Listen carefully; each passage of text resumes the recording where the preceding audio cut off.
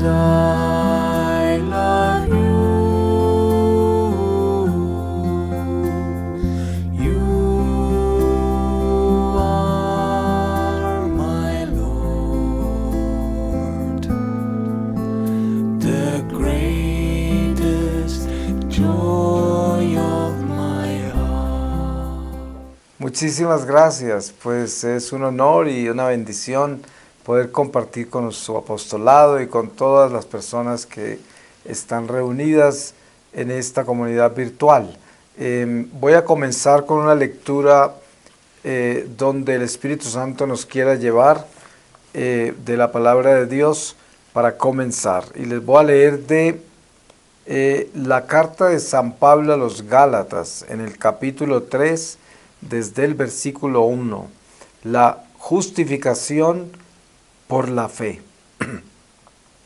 Oh Gálatas insensatos, ¿quién os fascinó a vosotros que habéis tenido ante los ojos a Jesucristo en la cruz?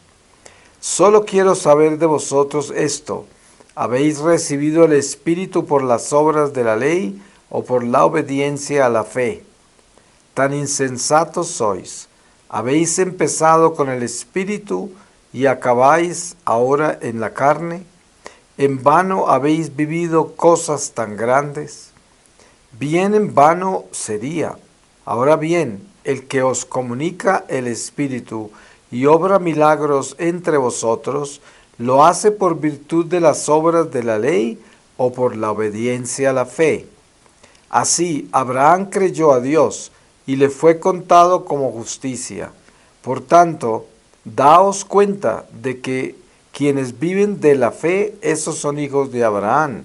La Escritura, previendo que Dios justificaría a los gentiles por la fe, anunció de antemano a Abraham: en ti serán bendecidas todas las naciones.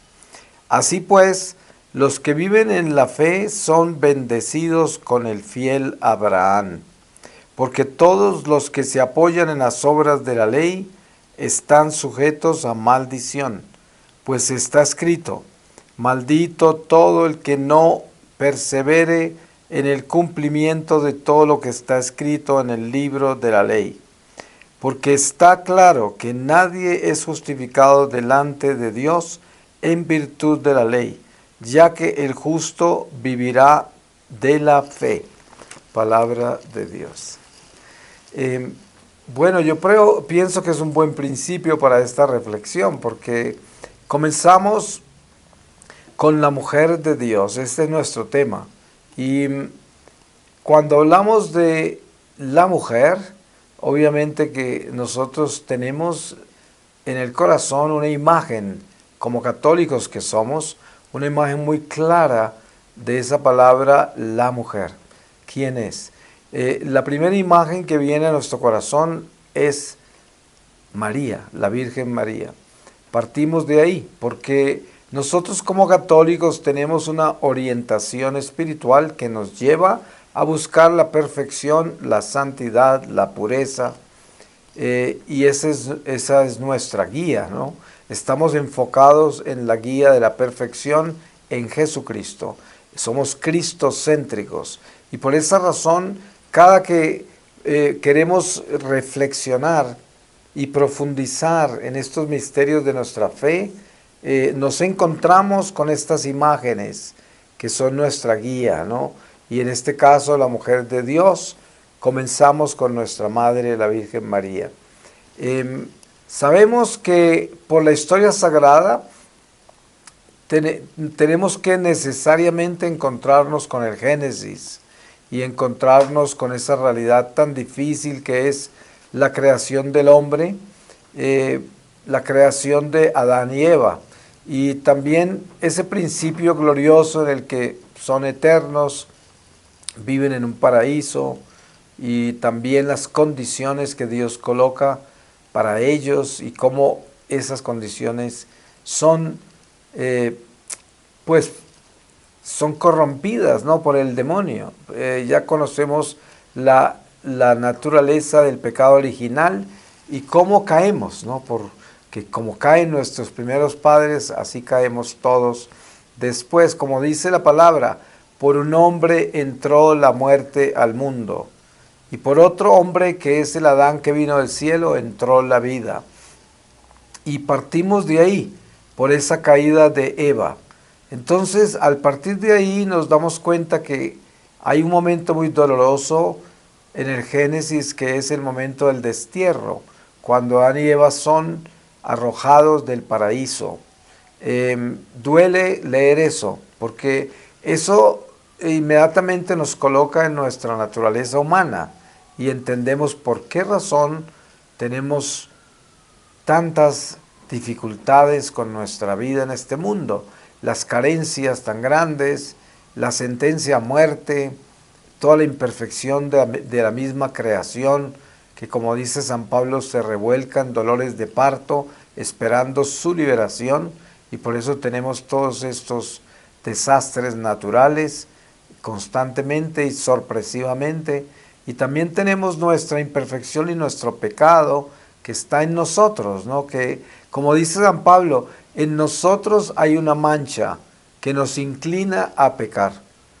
El mal que no queremos hacer es el mal que terminamos haciendo, pero esa mancha no es nosotros, pero está en nosotros, y es esa concupiscencia que viene del pecado original.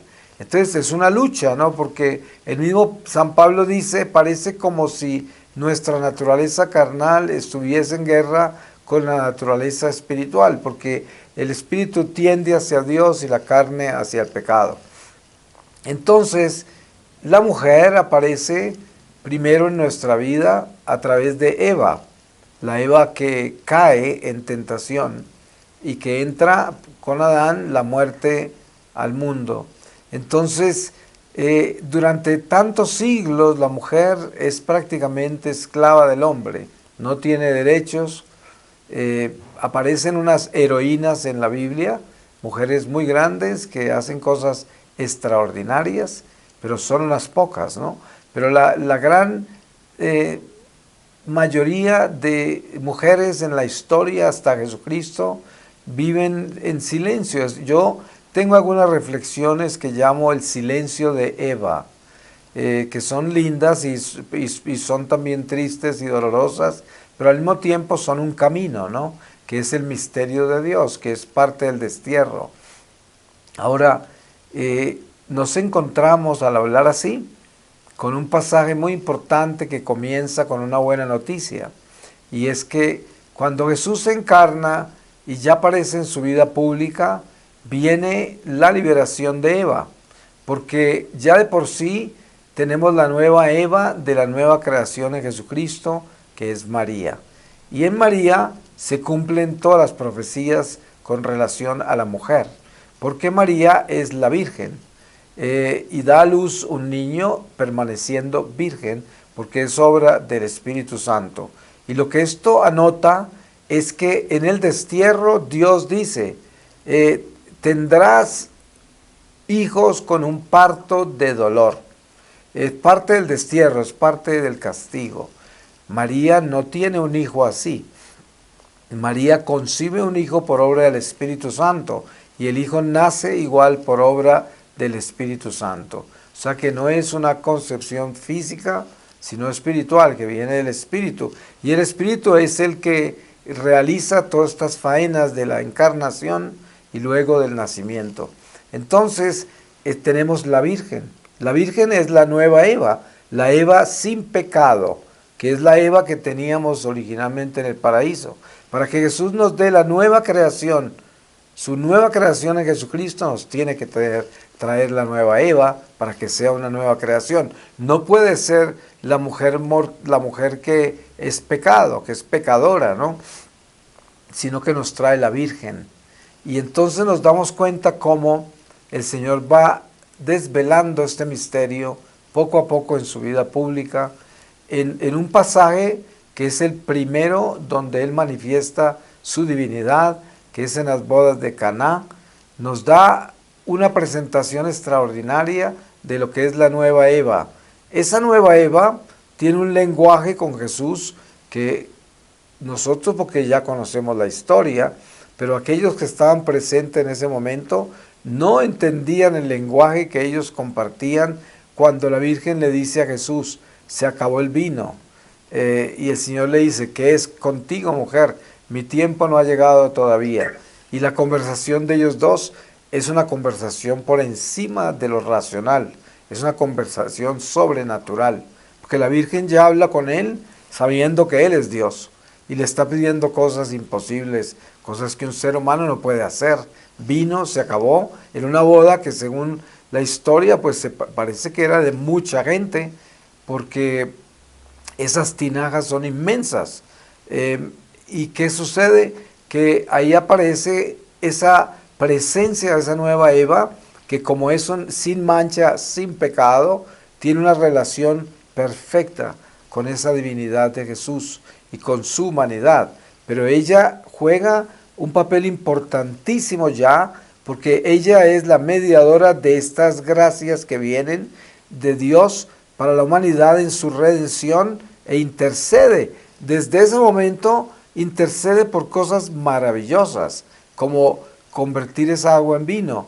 Pero no es el agua y el vino, no es el agua lo que aquí está en juego, ni el vino, sino que esto representa es el agua del bautismo, el vino de la sangre, y viene la misma redención con sus signos, con sus señales. Pero de ahí pasamos a la vida pública del Señor y nos encontramos en el pozo de Jacob con la samaritana. Ustedes saben que la palabra misma lo explica brevemente, pero ustedes saben que en la cultura judía los rabinos y los judíos no tenían nada que ver con samaritanos. Ellos no podían, y un rabino no podía sentarse a hablar con una mujer samaritana y a solas.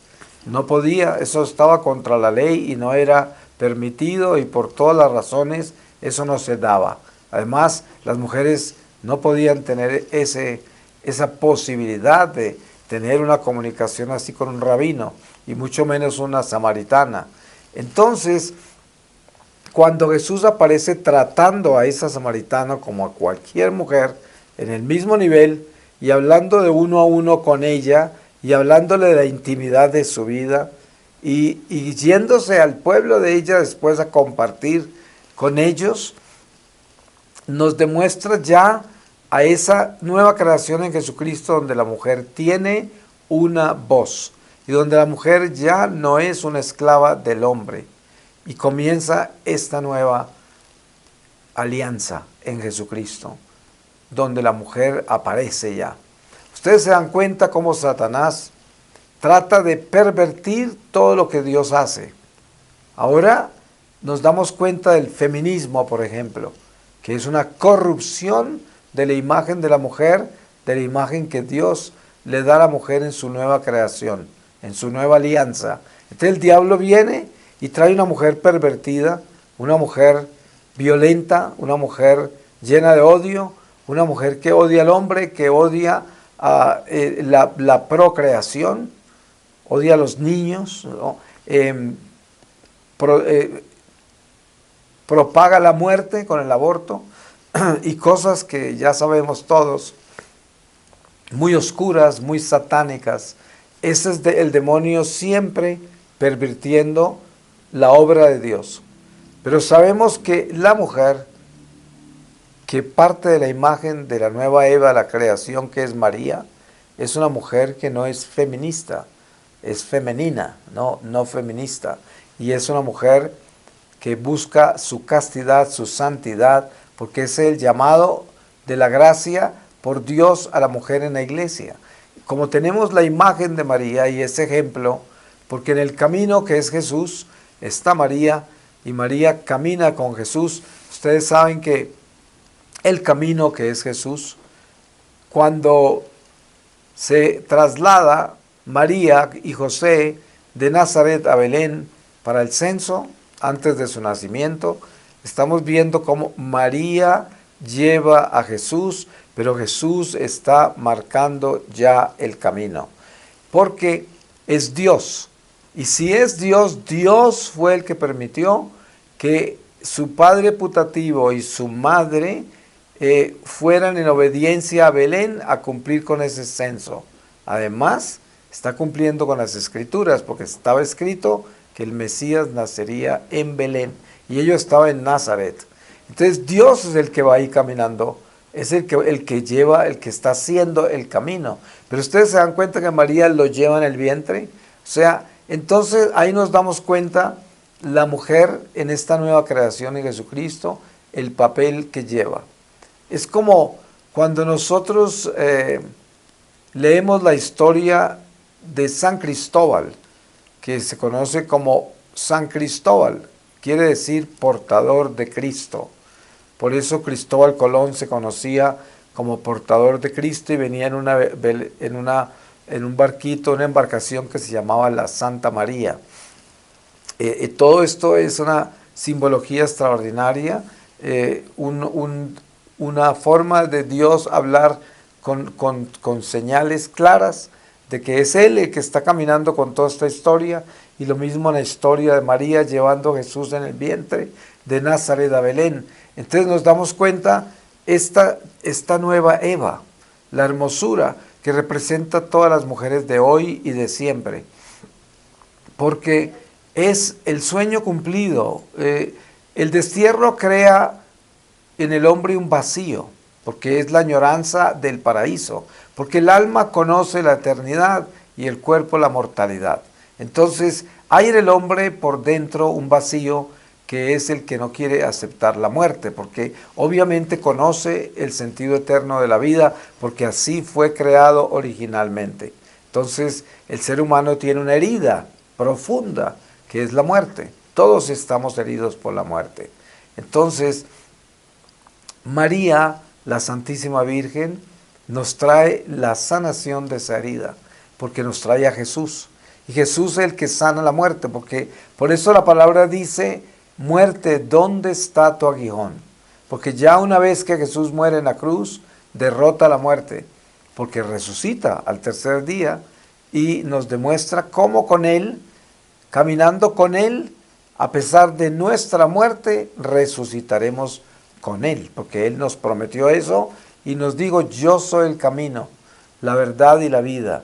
Entonces, la presencia de María dentro de todo este camino, que camina con Jesús, comienza con María caminando por Jesús, por su propio camino, porque lo lleva en su vientre, y son esos pies de María los que van marcando el camino que está trazando el Mesías.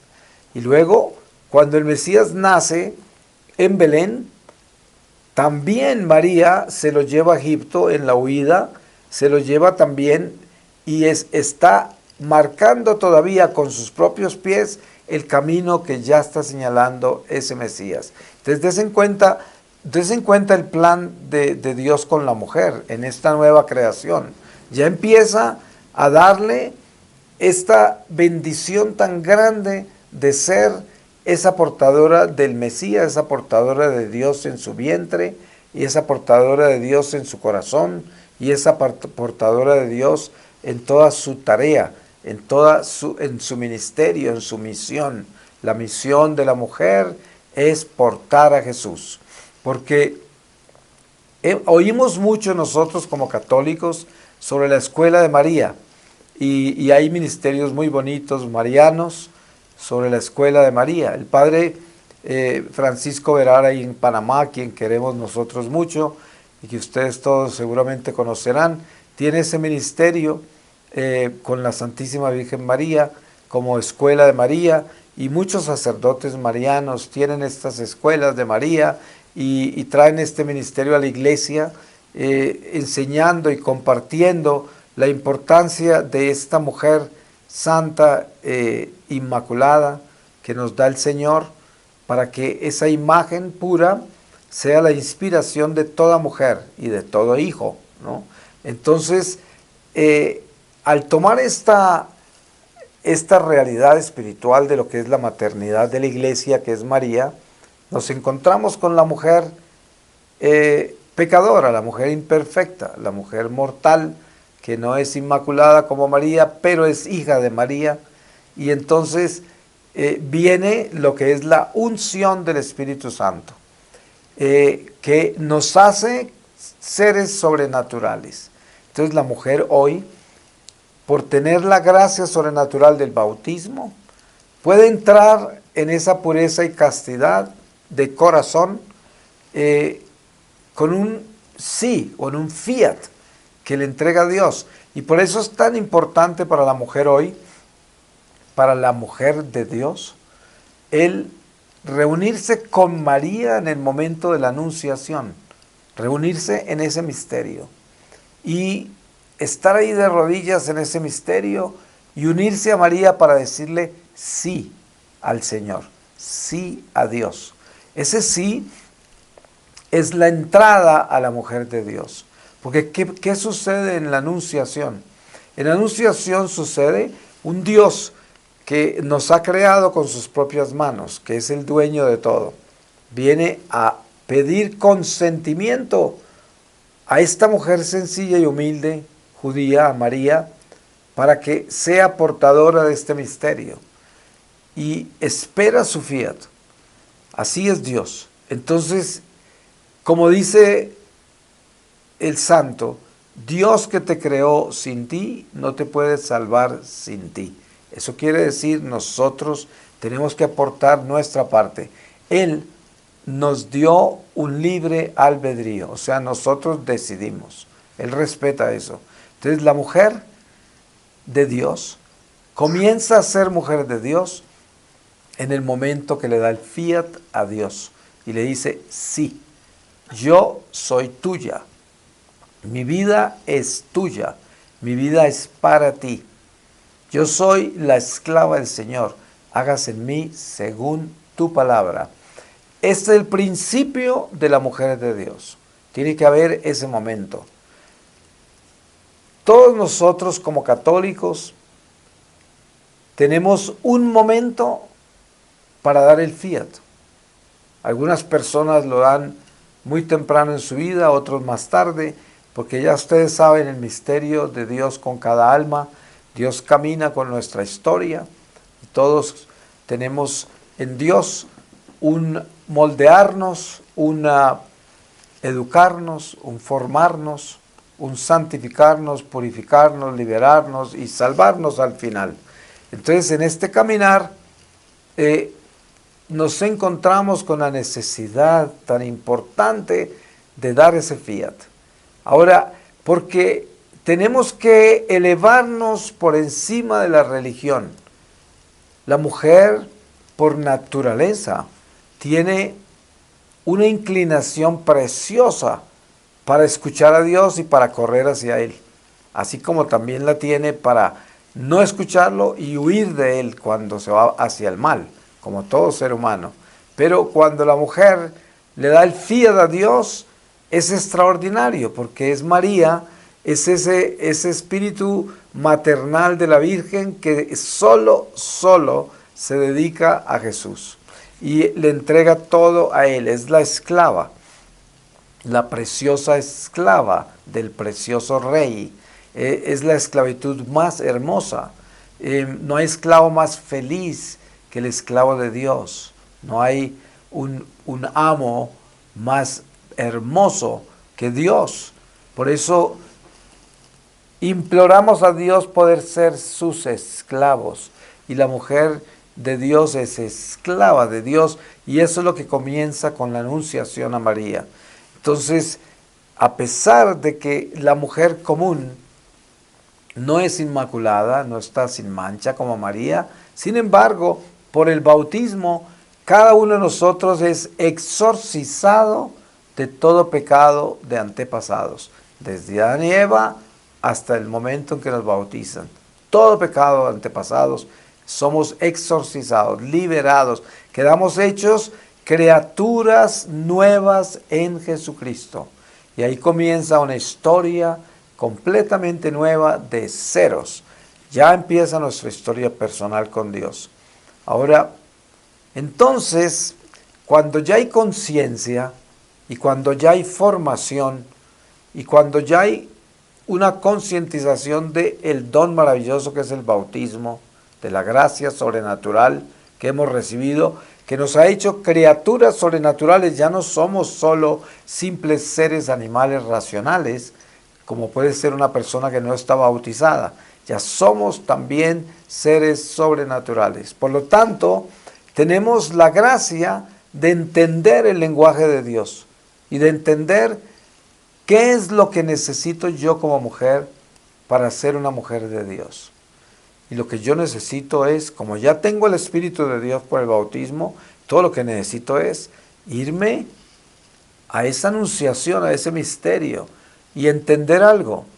Cuando nosotros rezamos el Santo Rosario, hay algo muy importante de entender para que se pueda concebir el que el rosario es un arma letal contra las tinieblas. ¿Por qué? Porque los espíritus viven en el eterno presente de Dios.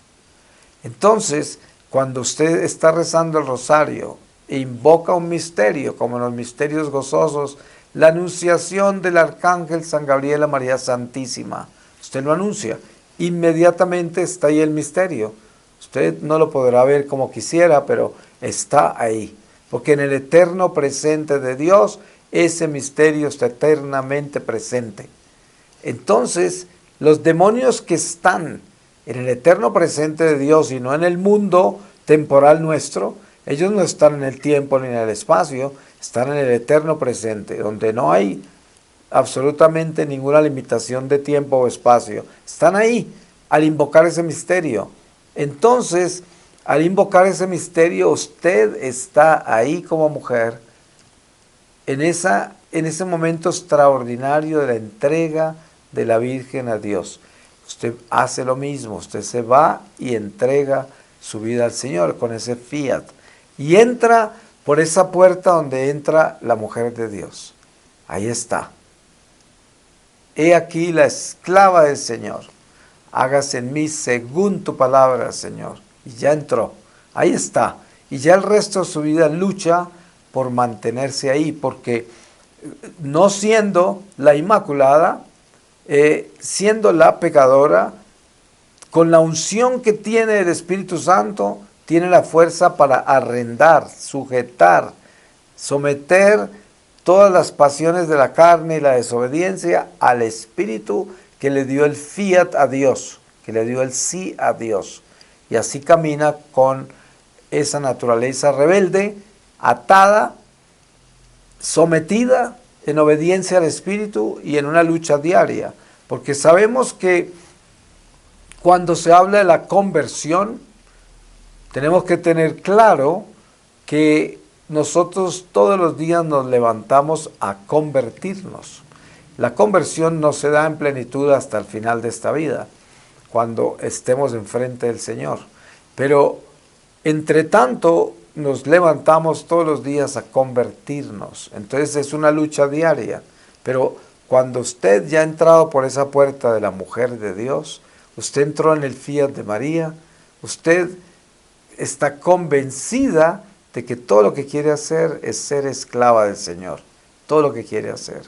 Y esto, para traducirlo en un lenguaje del día a día y muy básico y humano, la mujer de Dios es aquella que es una esposa fiel, una esposa que tiene ese espíritu de servicio incondicional, una esposa que ama a su esposo, sus hijos, o una hija que ama a sus padres y a sus hermanos y a sus amigos y la gente que Dios coloca en su camino. A mí me ha sucedido que en mis viajes frecuentes que siempre tengo por el mundo, me encuentro muy a menudo en aeropuertos, estaciones de tren, lugares así, esperando mi tren o mi avión o lo que sea. Y cuántas veces, cuántas señoras me han tratado como una madre, como si fuera la madre que se acercó, porque son personas que se preocupan por todos y tienen esa maternidad abierta todo el tiempo para todos, y uno se da cuenta cuando una mujer es esclava del Señor, porque es esclava del amor al prójimo también. Y he conocido niñas pequeñas que se preocupan por uno también, porque tienen esa maternidad latente en ellas, Y es muy hermoso ver la madre en una niña de 7 años, que es madre ya. Algunas traen su muñeca y tienen ese instinto y también lo tratan a uno como si fueran una madre y lo miran con ojos de madre y son una niña. Y esta es la belleza de ese espíritu tan hermoso que viene en la mujer de Dios, que ya tiene el bautismo, que tiene el Espíritu Santo y que tiene esa gracia de la maternidad celestial, esa gracia de María que hace que la mujer tenga una claridad de qué es lo que se llama mujer de Dios. La tiene clara completamente. Entonces, en este día a día nuestro, en el día a día de la mujer, la oportunidad de ser madre en todo momento es inmensa, porque cuando usted camina por las calles como mujer de Dios, usted sufre por las almas. A usted le duelen los hijos, que son todos. Siendo madre, es madre de todos, como la Virgen, sabemos que es madre de toda la humanidad. Pero así es la mujer de Dios. La mujer de Dios se preocupa por todos también y quiere que todos se salven.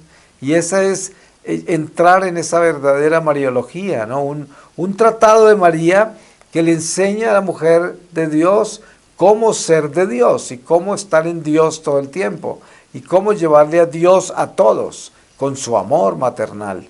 Y es precioso porque Dios quiere que nosotros entendamos, ustedes como mujeres, que entiendan que es una opción, ¿no?, que tenemos por la libertad que Él nos dio, de darle el fiat a Él o vivir nuestra propia vida en nuestra propia voluntad.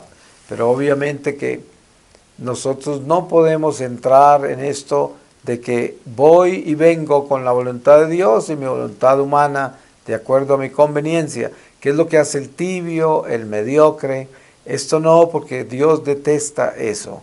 Si queremos entrar en esta realidad de la mujer de Dios, hay que darle el fiat, hay que arrodillarme ahí en anunciación, porque ese es un momento importante para la mujer cristiana, la mujer católica de hoy, ese encuentro con María. Voy a pedirle al Señor su palabra para cerrar esta reflexión y les voy a leer en los Hechos de los Apóstoles, en el capítulo 20 desde el versículo 7, y dice: celebración de la Eucaristía y resurrección de Eutico. El primer día de la semana, cuando estábamos reunidos para la fracción del pan, Pablo, que debía partir al día siguiente, hablaba a los discípulos y su discurso se prolongó hasta la medianoche. Había abundantes lámparas en la habitación superior donde nos encontrábamos. Un joven que se llamaba Eutico estaba sentado en la ventana y se quedó profundamente dormido al alargarse el discurso de Pablo, de modo que vencido por el sueño se cayó desde el tercer piso y lo levantaron ya muerto. Bajó Pablo, se echó sobre él y abrazándolo dijo: no os preocupéis, que su alma está en él. Subió luego, partió el pan, lo comió y siguió hablando largo tiempo hasta el amanecer. Entonces se marchó. Trajeron vivo al joven y se consolaron muchísimo. Palabra de Dios. Entonces, bueno, yo digo que esta lectura preciosa para darle cierre a esta reflexión, porque pues sabemos que la iglesia camina con esos milagros, camina con esa bendición de Dios y hoy todavía caminamos con ellos. Ese es el Señor entre nosotros.